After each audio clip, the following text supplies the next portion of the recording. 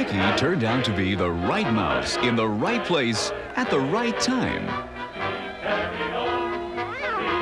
From the feisty little guy in Steamboat Willie to the veteran character actor in Mickey's Christmas Carol, he's become more and more likable. Good morning, Mr. Scrooge.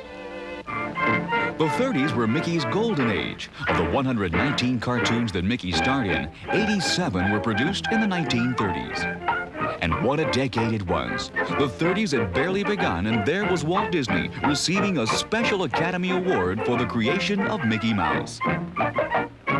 Then, right in the middle of the decade, Mickey debuted in his first color cartoon, and audiences were captivated again. But color wasn't the primary attraction. Mickey was. He played everything from gunslinger to taxi driver, from violin virtuoso to swashbuckler. Mickey moved from playing the lead to straight man in cartoons so rich his supporting characters were given their own shots at stardom. At your service, sir. You break them, we fix them. Mickey's humor grew from the situations in which he found himself, essentially from good old-fashioned sight gags that added to the story and provided good-natured fun for a depression-weary nation. You ain't paid the rent. We'll get it. In 1935, a mere 7 years after his screen debut, the New York Times Magazine said, "Mickey is the best-known and most popular international figure of his day." No doubt about it, Mickey was a star. Popular Mickey merchandise of all kinds told kids what they should and shouldn't do, so Mickey himself had to serve as a good example. A difficult job for a mouse more used to good old-fashioned gags. Then Walt Disney's idea for animating the Sorcerer's Apprentice evolved into Fantasia, an animated feature based on classical music conducted by the renowned composer Leopold Stokowski. I was doing this Sorcerer's Apprentice with Mickey Mouse, and I happened to have dinner one night with Stokowski. Stokowski said, "Oh, I would love to conduct that for you, you know." Well, that led to not only doing this one little short subject, but it got us involved where I did all of Fantasia, and before I knew it, I ended up spending $400 and some odd thousand getting music with Stokowski.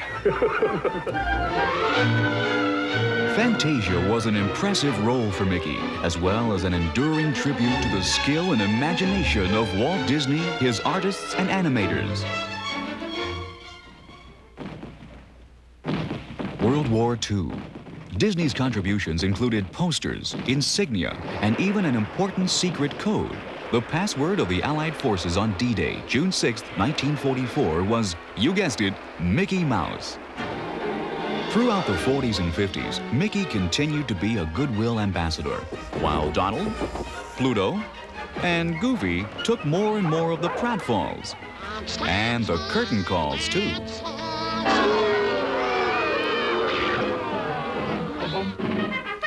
In 1955, the Mickey Mouse Club produced a response television had never seen before.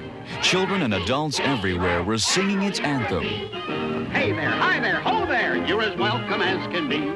M-I-C-K-E-Y-M-O-U-S-E. Then came the 60s and 70s, and Mickey's role as official host to the millions of visitors at Disneyland and Walt Disney World. And in 1978, a ceremony that gave him his own star on Hollywood's celebrated Walk of Fame. Then in 1983, Mickey made his triumphant return to the screen in the Academy Award-nominated featurette Mickey's Christmas Carol. It was his first film role in 30 years and a bravura performance. Over 55 years in show business and still going strong. Yes, Mickey definitely was the right mouse in the right place at the right time. As Walt Disney once said, we didn't burden him with any social symbolism. Mickey was simply a little personality assigned to the purposes of laughter.